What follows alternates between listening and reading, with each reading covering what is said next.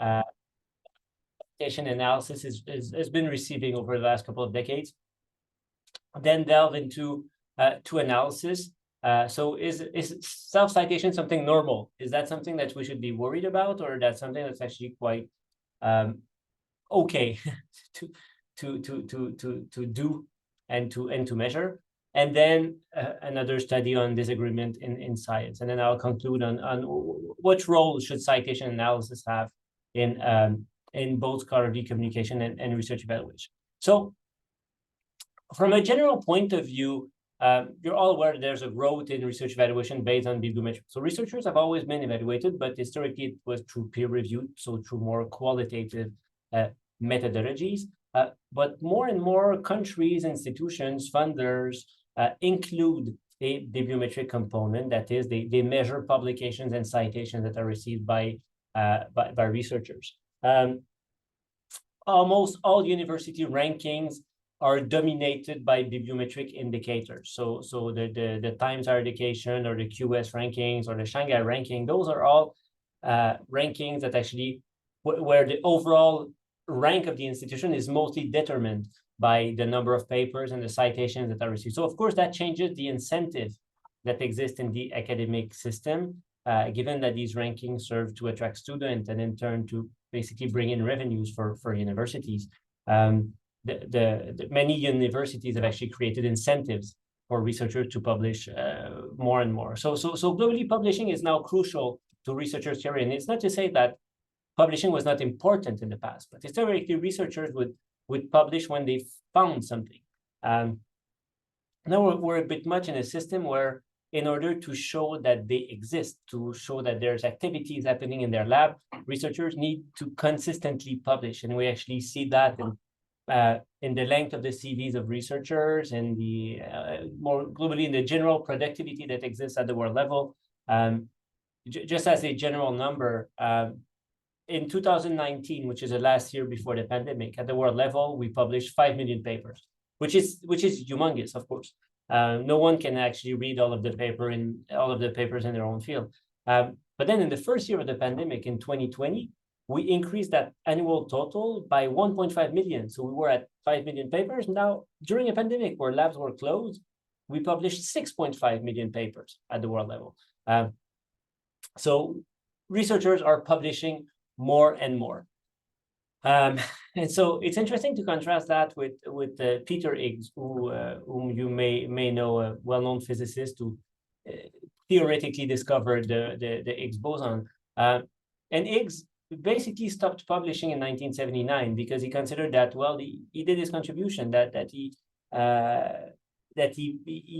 had nothing else to contribute to science anymore, at least not from a publication point of view. So this reminds us that one does not win the Nobel Prize or cures cancer because they have an H index of 200. One just needs one important paper to change the face of humanity. So the context is one where publishing is increasingly important. Many universities across the world have cash per publication policies.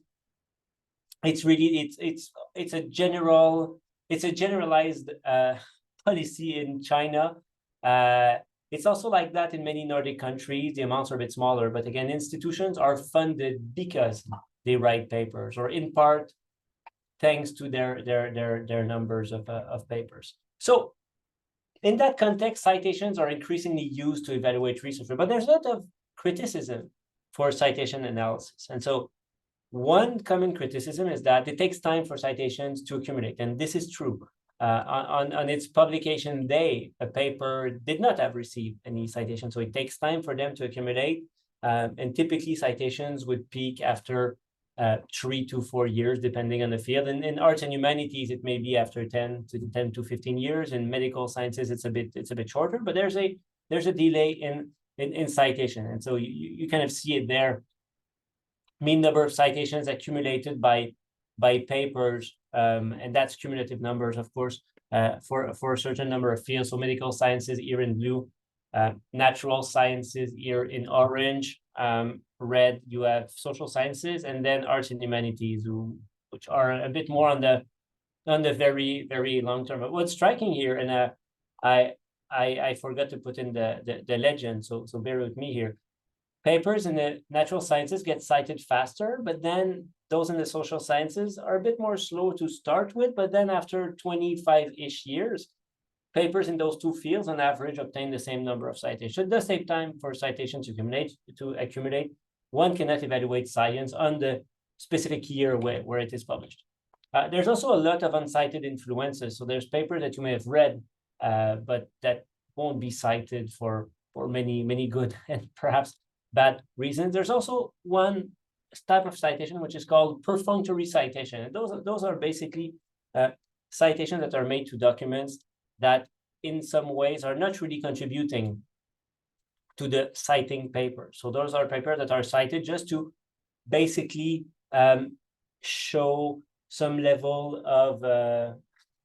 of knowledge of a field, citation that basically serve to convince a reader or referee that you are as an author well aware of what is happening. But those citations don't really serve any argumentative purpose in a given paper. We'll get back to that later. And one way to assess that is actually where do we cite in a specific document. So what that figure shows on the x-axis is the progression of scientific texts. And this is based on all articles published in PLOS journals. So those are mostly scientific articles. And then on the y-axis, the proportion of references. So in the flow of a text, what are the places where we actually cite stuff? And unsurprisingly, most of the cited references are in the introduction.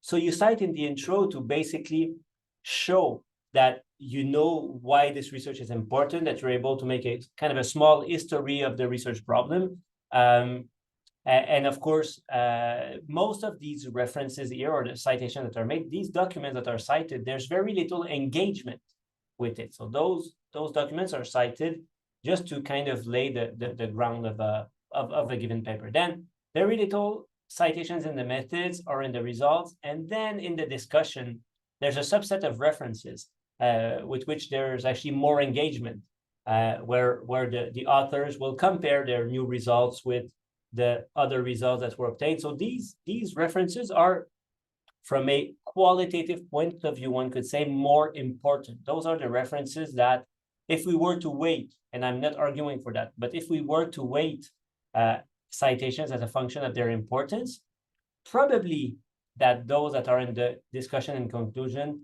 would have more importance. There's also a common perception, and I will say it's a misconception, that most papers are uncited. And that is not true. Of course, it takes time for citations to accumulate. So as I mentioned earlier, when a paper is being published, it did not receive any citations yet. But then as time passes, in all fields, the majority of papers receive at least one citation. And actually, that's most papers receive more than that.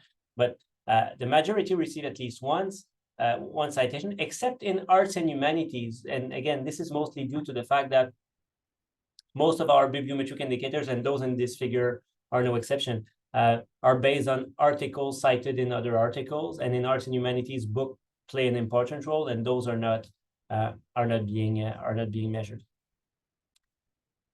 Then let's move to the question of self-citations. So there's been a lot of debates on those things in the last couple of years. First, journalists actually uncovered citation cartels. And what's a citation cartel? Well, it's basically a group of journals or of researchers that will actually cite each other, but as a group, which means that it's not one researcher citing one another, where it would be relatively easy to spot these types of bad behavior, but having a group of researchers that kind of actually helps each other in citing them. These were uncovered mostly at the level of journals, and those journals were actually banned from having a journal impact factor. These self-citations are also observed at the national level, at the paper level, at the researcher level. In the next couple of minutes, I will focus on the researcher level, but let me just look at a few results at the journal level. So we know that the journal impact factor is increasingly and unfortunately being more and more important for researchers. And the journal impact factor is based on short-term citations. So it's only citations that are within 2 years that are actually counted in the journal impact factor. And so since 2000, we're actually seeing that journals are more likely to self-cite their own papers within the 2-year window than when they cite older stuff, which is kind of an indication that journals are more and more aware that impact factor are important, and that they're softly misbehaving on that front. We also know that at the country level, countries are more likely to cite research from their own country, and there's many good reasons for that. If you are a sociologist working on Canadian families, then it's quite likely that you're going to cite other Canadian research in the same field, because again, there's a national aspect to that. So levels of self-citations, of course, vary by disciplines. They're higher in the social sciences and humanities than they would be in physics, for instance, with medical sciences being basically in the middle. But self-citation is a feature. National self-citation is just a feature of science, and it's observed again for every country. Of course, though some of you may have noticed the red lines that are on the right for the United States and United Kingdom, and again, those two countries are basically cited by everyone, which is why they're all red. And this is especially the case for the United States. But that also explains, as a quick aside, the United States used to be the country with the highest number of papers. Now it's China that has the highest number of papers. And now, given that China publishes the most, therefore Chinese papers are more cited because of this national self-citation effect. So what we're seeing in terms of the overall impact of the United States is decreasing. The overall impact of China is increasing. And part of it is due to those self-citations. Now let's bring that to individuals. There's two conceptions of self-citation. There's one conception where it's seen as a normal feature of scientific activity, that researchers are following basically a certain track. They're building upon the previous work that they've done, and that in that context, self-citing your own work is just a normal feature of career progression and of let's say some kind of a path dependency in the work that you're doing. We need also to remember that if you self-cite your own work, then it means that you've published new articles. So there still is a kind of a barrier to entry to self-citations. And so in that context, self-citing is something that is okay and that could be considered in research evaluation.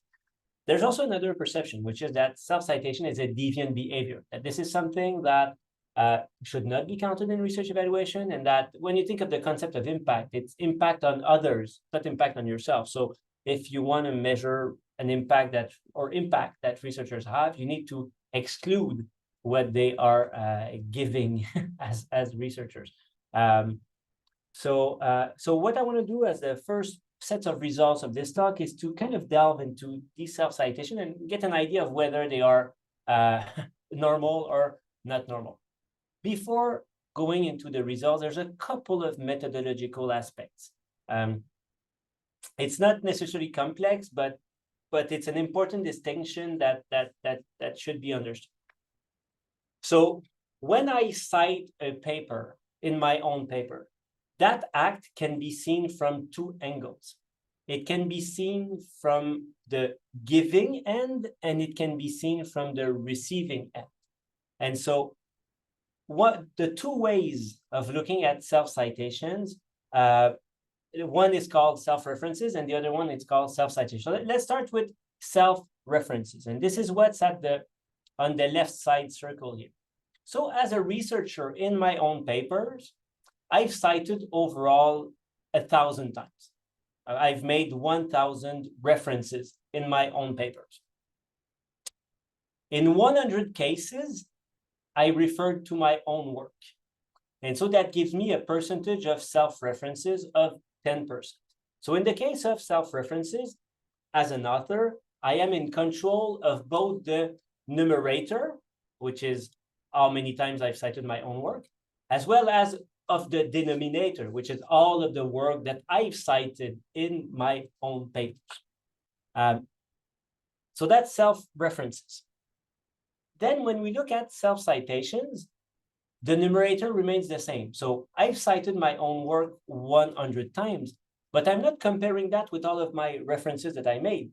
I compare that with all of the citations that I have received from myself, these 100, as well as from others. And so in that context, my percentage of self-citations is 20%. In the existing scientific literature, there's a huge confusion between those two things. Research authors would talk about self-citation while what they're actually measuring is self-citations. And as we'll see, the two behave totally differently.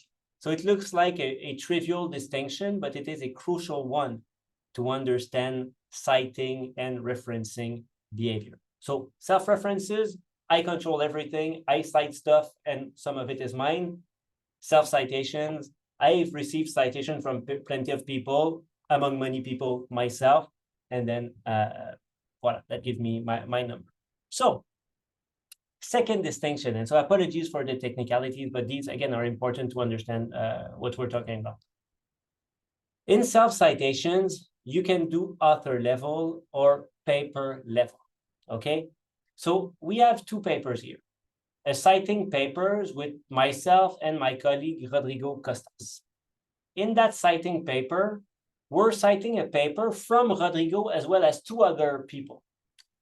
When we look at self-citation at the paper level, and this is what you have in basically the Web of Science database online. So when you look at self-citation, it's a paper level overlap. So any overlap between the list of citing authors and cited author would be considered as a paper level self-citations. But if we want to understand behavior, we need to bring that from the paper to the individuals. And so at the author level, it is indeed a self-reference and a self-citation for Rodrigo because he's an author on both.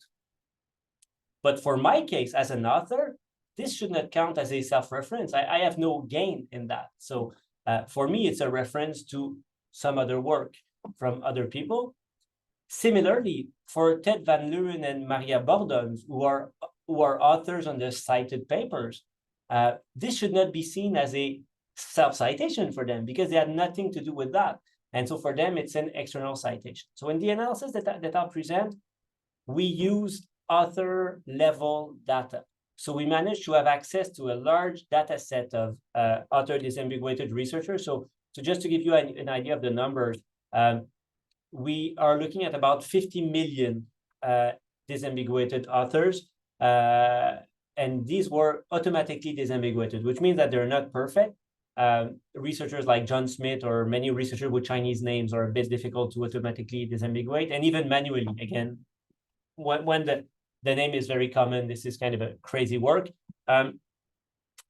So we're using the names, their given names, the institution, the collaborator, to kind of find ways to isolate these researchers into distinct people. So we're having publication data for about 40 years. And we're also looking at some of these indicators from the level of career age. Then we'll be looking at four types of citation. So direct self-citation, which is that I, as an author, cite a paper on which I'm also a co-author. We also look at co-author self-citation, which are the co-authors that cite the papers, which was the case between Rodrigo and I. Then we also looked at former collaborators, which are people that are a bit removed, but that are part of the social network, and then other types of citations. So first result, and just look at the curve for medicine here on the top right, because basically it behaves the same in all disciplines. The first thing to notice is that self-citations and self-references behave in opposite manners over time. So let's start with self-references. When a researcher starts their career, the proportion of their reference to their previous work is 0. Why? Because they have not written before. So the more they write and the more they progress in their career, the higher the proportion of these self-references, and those stop at about 10%, a bit more, a bit less, as a function of the discipline.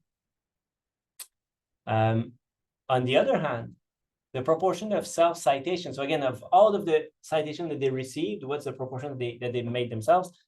it starts very high. Why? Because early in one's career, no one knows your work. So you'll be the first one to get things going, one could say. And then the more you write, the more you're known by others, the more you're cited. And then as a proportion, those decrease to reach levels that are at about 5%, more or less, a couple of percentage points. So looking at that kind of suggests that self-citations are something that is heavily influenced by career age and also by the natural dynamics of research activities. We also tried to look at what's the effect of these self-citations on indicators such as the H-index, which is not a very good indicator, but it's an indicator that is that researchers give value to, that is considered as important for researchers. And what we're seeing, and look at the blue line first, researchers that have higher H indices don't have higher proportions of self-citation. So in other words, researchers cannot inflate really their H indices by self-citing. And that's at the individual level, the blue line. Then the green line, it's those self-citations as well as co-authors self-citations. And those don't really scale up higher as the H-index increases, but the third one actually has an effect. So in the end, what that shows, and this is the kind of gray line here, what influences your H-index or increases, inflates is the right word, what inflates your H-index is not so much your self-citations, nor those of your co-authors. It's those of the network of people who are around you, with whom you have worked with at some point. So the social network, which is again 2 degrees remote from the cited researcher, those are the ones that actually increase self-citations. A few correlates of self-citations very briefly. So researchers who self-cite a lot are also heavily cited by others. And so there seems to be, again, a normal feature. Everyone cites you, and so you're also citing yourself. So it kind of means that what you're doing is probably not that bad. From a gender point of view, men are much more likely to self-cite. This is something that has been shown by many others. And also older cohorts. And this is something interesting. We were thinking that we would see that younger researchers are more likely to self-cite because they were academically raised in a bibliometric-ish evaluation system, while older researchers were not. But we're actually seeing the opposite. Older researchers are much more likely to self-cite than younger. Then the second part of this self-citation analysis wanted to look at the content and the similarity of the content between cited and citing papers. And the hypothesis here was that if we want to know whether self-citations are inappropriate, we need to see whether what is being cited actually relates to the paper that cites it. So to say it differently, if the content of the cited paper and the citing paper were not related in the case of self-citations, then you would say, okay, that paper was just cited to increase one self-citation rate. So what we did, you see the numbers here. And so basically we had about 1.6 billion, we had a matrix with 1.6 billion abstracts to compare from a textual point of view, and trying to see whether, again, these abstracts were more similar or dissimilar in cases of self-citation. And what we're actually seeing was the opposite from our hypothesis. So when it's a self-citation, the content is actually closer to the citing document than when it's an external citation. So again, to say it differently, self-cited papers are actually more relevant than non-self-cited papers. So that kind of suggests, and then we'll move on to negative citations and disagreement in scientific literature. It kind of suggests that self-citations are just a normal feature of knowledge accumulation and of career progression. Researchers work on the same topics, therefore they're going to rely on their own work. The little caveat that I will say is that in our analysis, we found researchers that had really, really high degree of self-citations. And for that subset of, one could say, deviant researchers, we were really seeing that those were citing documents that were not related. So the majority, vast majority of researchers, when they self-cite, is fine, but there is a subcategory for which it's a bit more problematic. Which brings us to negative citations.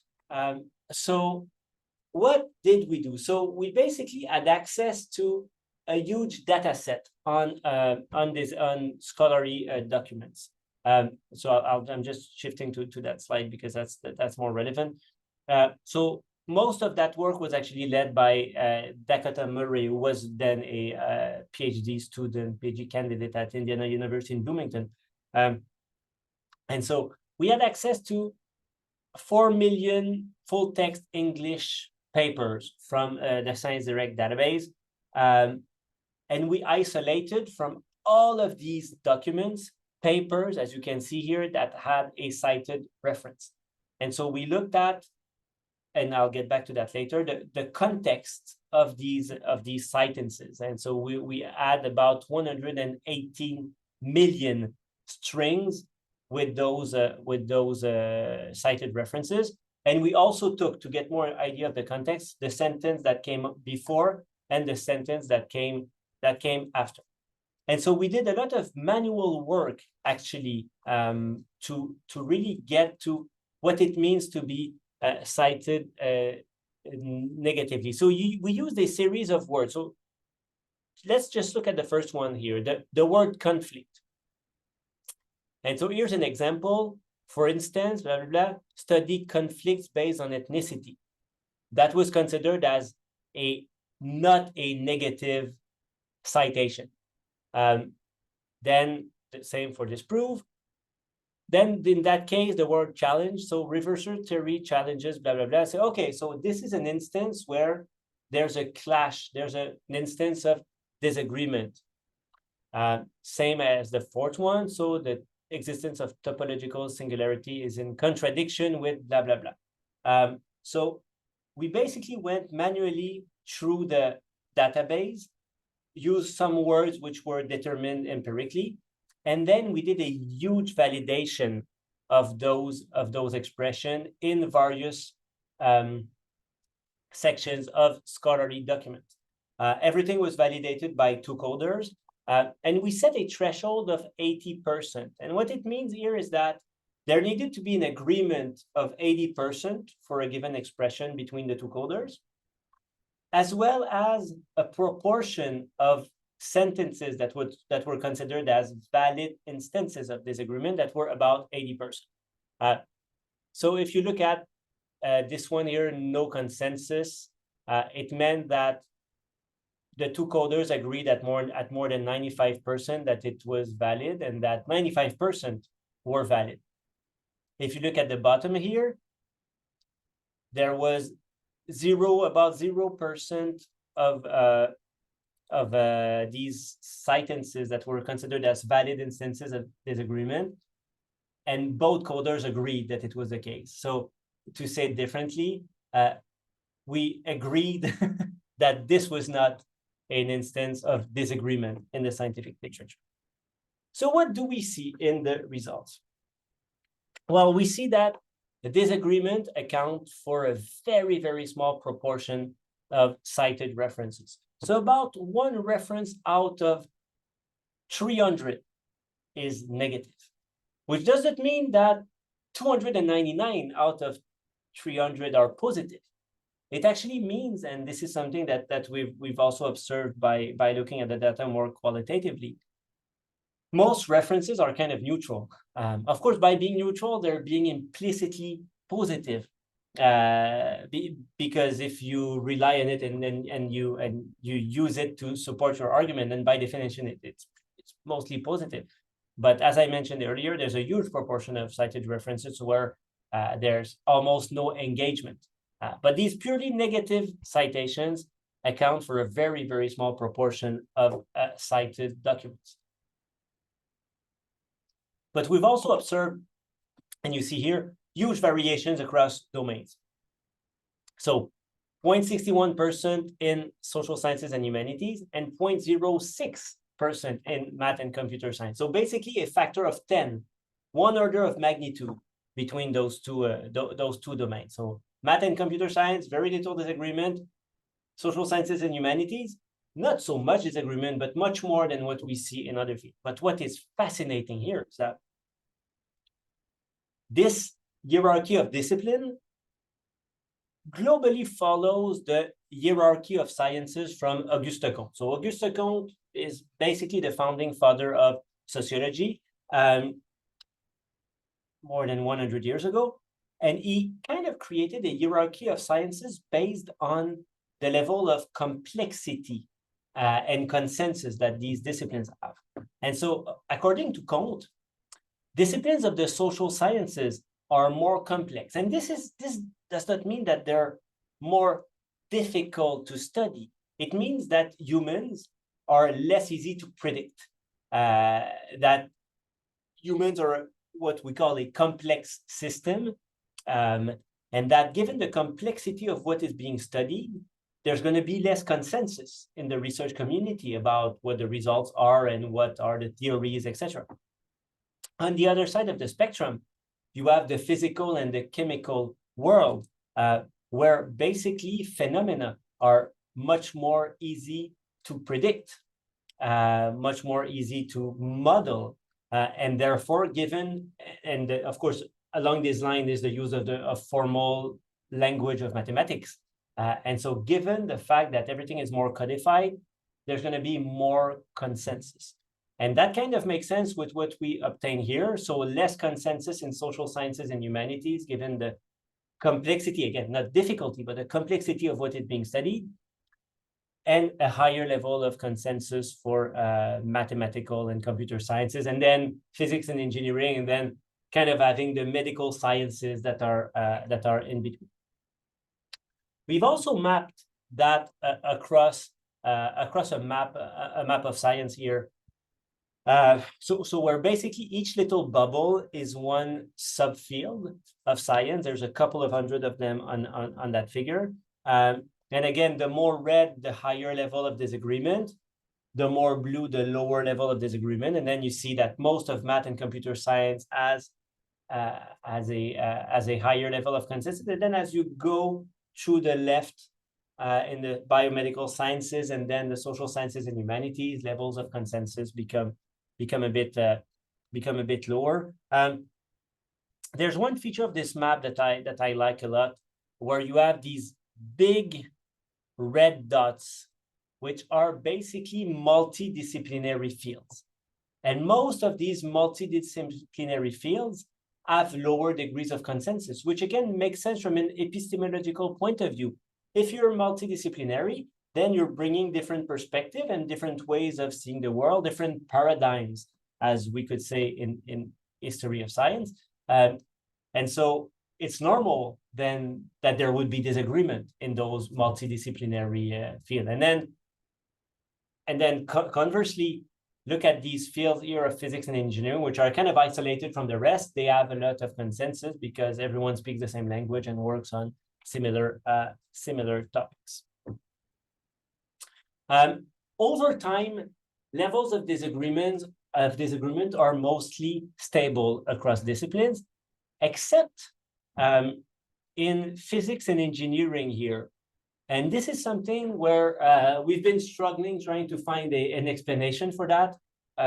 Basically, physics and engineering are becoming more and more consensual. It was always a field with lower disagreement than the social sciences, but disagreement went from 0.2 to basically 0.12 over the last the 16 years that we're studying in this analysis. We're trying to understand why some of our colleagues raised the hypothesis that it could be due to the use of computer models increasingly, and maybe again just the use of digital methods in those fields, which could be the case. But yeah, this is a finding that's in search of an explanation so far. We're also seeing from an age point of view, and this is perhaps not so surprising, but levels of disagreement in most fields get lower with older papers. So if you take social sciences and humanities and biomedical and health sciences, disagreement mostly happens with recent papers, which means that it's the normal dynamic of the field. Research gets published and then it gets argued against, but really within the first couple of years. Then the older the paper, the less likely will it be part of a disagreement, which means that older papers, and this is logic, would become part of the canon of a discipline. But we're actually seeing the opposite in physics, engineering, and computer science. Again, the trend is a bit less clear, and it's not such a huge change. But it does seem that disagreement is much more uncommon with recent papers, or very recent papers, those within the first 4 years, than with older papers. And then, of course, from a self-citation point of view, and this is not surprising, but I think it's kind of a bit funny, researchers are much less likely to disagree with their own work, which I don't know whether it's a good news or bad news. I find that funny. Okay, thank you, Debbie, for this comment, and I'm glad you're raising that. I love this book, and I've recommended it to pretty much all of my physicist friends and colleagues. So basically what Lee Smolin shows is indeed that the huge struggles that the field of physics is having, and mostly related with string theory, which from a epistemological point of view, it's debatable whether this is a scientific theory at all, because you cannot even test it properly. So it could be indeed that kind of a dead end in which theoretical physics in a way is stuck. But yeah, anyone who wants to read that, it reads like a novel. It's not a complex physics book. So again, yeah, thanks for raising that. So yeah, self-citations are less likely to be disagreed with.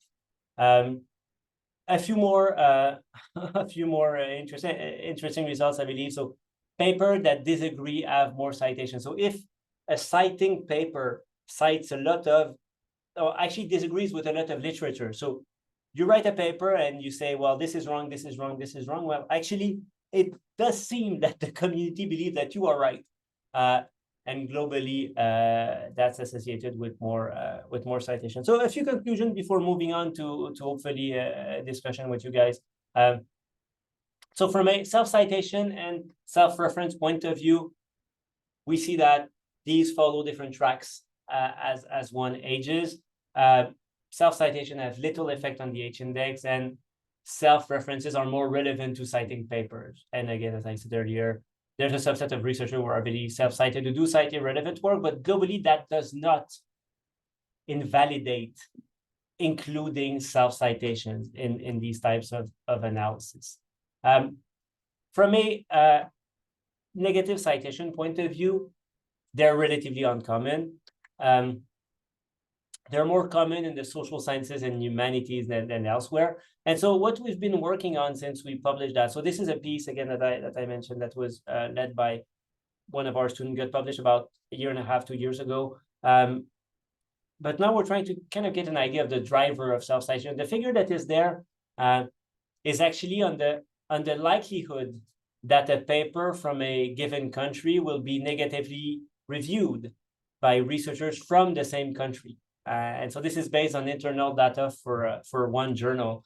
And basically, in the case of France, for example, if you are reviewed by another Frenchman, as a Frenchman yourself, you are much likely to be rejected than if you're reviewed by a foreigner. In the case of Germany, there was no difference. And in the case of China, it had a positive effect of that. So there's definitely national aspects and probably also gender aspects in those patterns. So voila, so this is what I had to say from a results point of view. Happy to discuss. And again, this was work that was done in collaboration with my colleagues from mostly the United States and the Netherlands. Voila.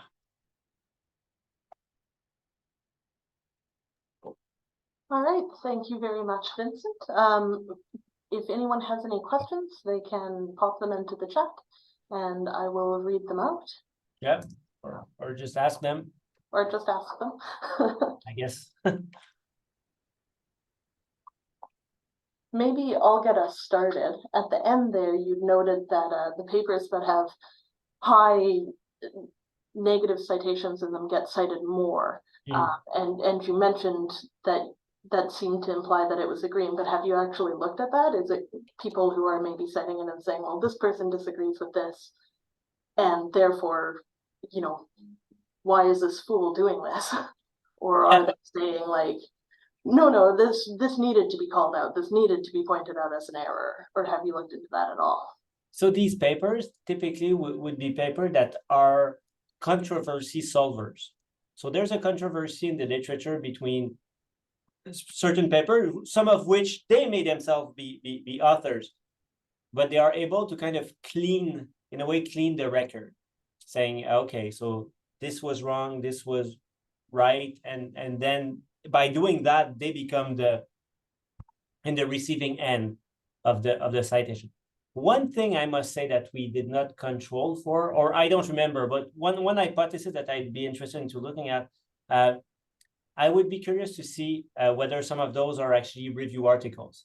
So in a review article, of course, you're summarizing and you're basically taking stances vis-a-vis some results. So it could be a subset of those review articles, and we know that review articles are actually more cited because they receive the cite, and when the review article is cited, the other papers may actually be less cited individually.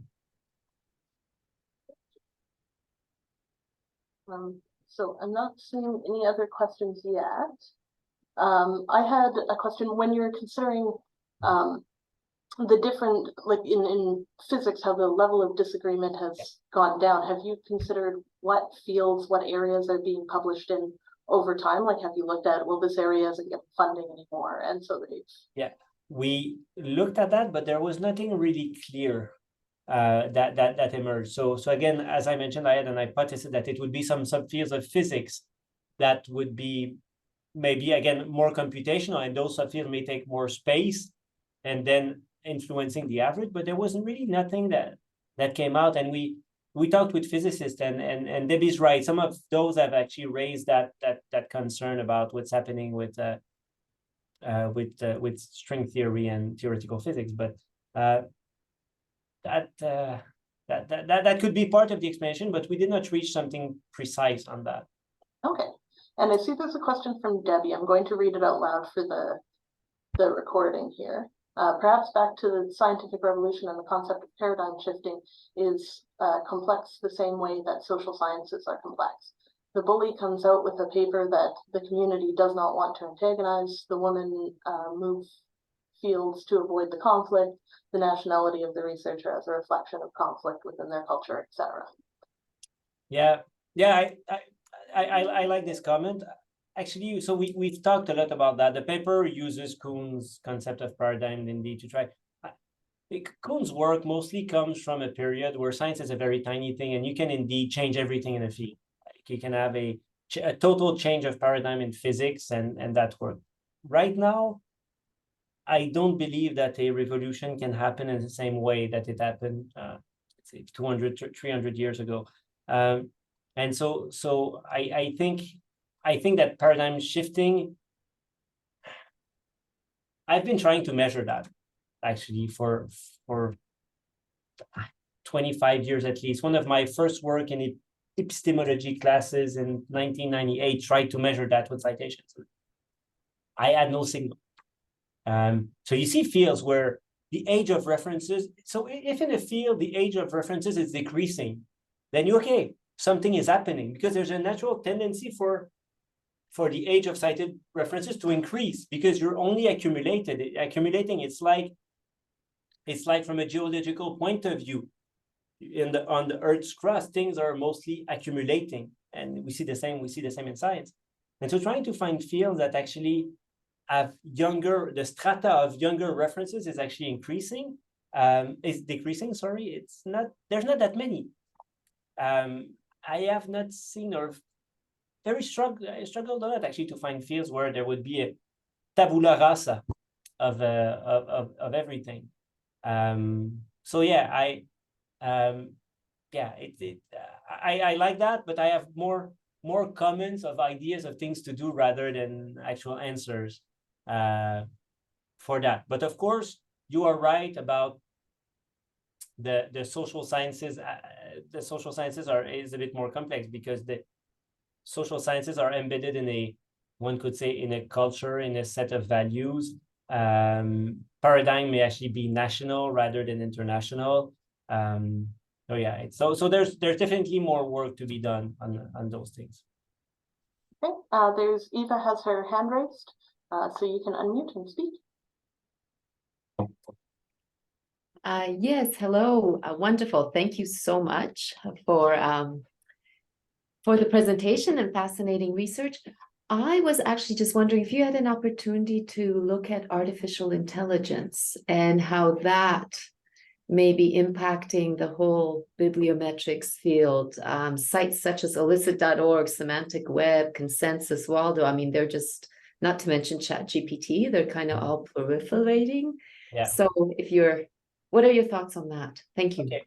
So in the way we did that paper, as you could see, it had no algorithm very complex that was created. There's a database that's called SCIT that actually does a similar thing but using an algorithm, and I think it actually works. It actually works pretty well. And so indeed, it is influencing, AI is influencing the field, but mostly not so much from the analytical point of view, but from the technical point of view. So it's easier to do author disambiguation. It's easier to clean affiliation. It's easier to understand citation context.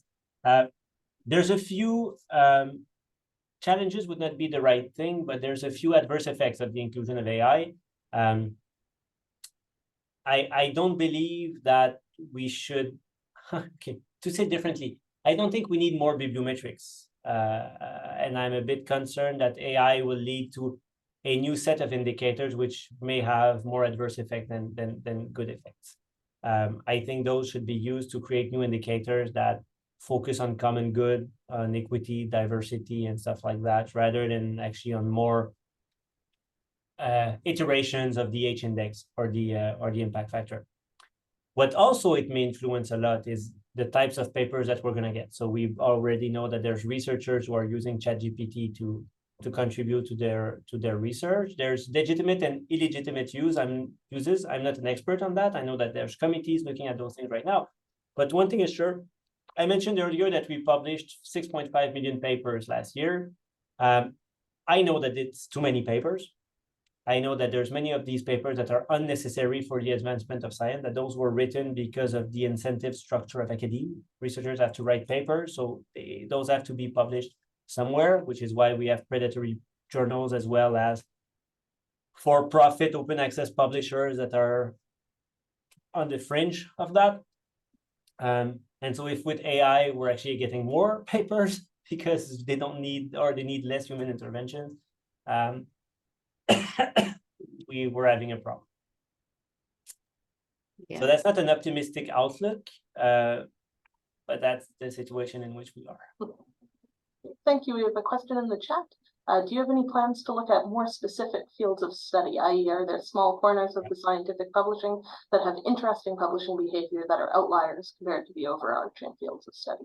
Yeah, so so we're still working on that. Just to give you an idea, this is a project that it's not such a big project, but it took 5 years to complete, among many other things. So we're still working on that and slowly pushing and trying to uncover other parts of the results. But yes, I don't have any subfields to name, but we're looking right now at interdisciplinary fields, looking at fields that have 100% agreement. So what is it with these subfields of physics and math that have almost perfect agreement? And in most cases, they're field related with pure math, where basically the way the building blocks work means that you can actually really rely on what's being published. And then more qualitative fields of the social sciences are a bit more, debates are a bit more important. But yeah, we're still working on that. Thank you very much. I don't see any more questions, so I guess unless some pop up immediately, I will say thank you very much. I really enjoyed this talk. Thank you. And look forward to seeing more publications about it. Thank you, everyone. And if you have any questions or comments, don't hesitate to send me an email. Always happy to engage. Bye bye tout le monde. À bientôt. Ciao.